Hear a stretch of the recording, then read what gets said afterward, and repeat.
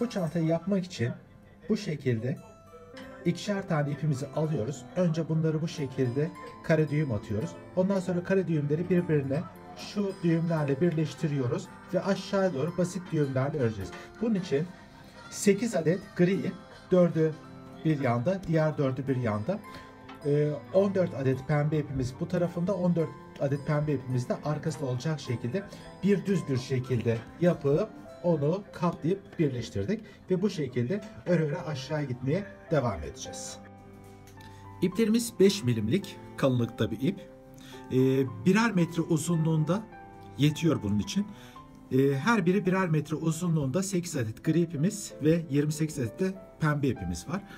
Bununla yaklaşık olarak 24-25 santim eninde bir çanta çıkacak. Kalın ip olduğu için de çok şık, havalı ve aynı zamanda çabuk yapacağınız basit örgülü bir ipiniz olmuş olacak.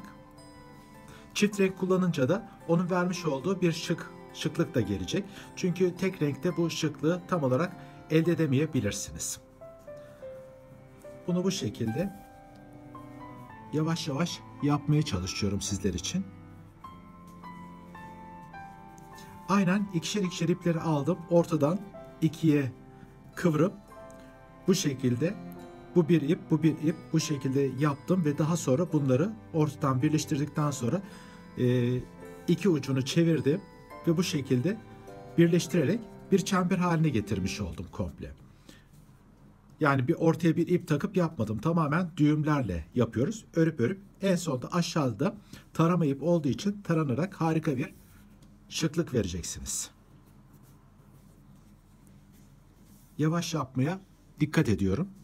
Dikkat ederseniz iplerin birisi bir baştan sonra diğer taraftan alıyoruz. Mesela şu ipimizi alıyorum.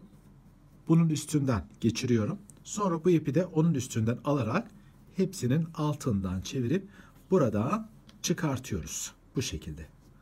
Daha sonra bu ipimizi buradan diğer ipimizi alttan çeviriyoruz.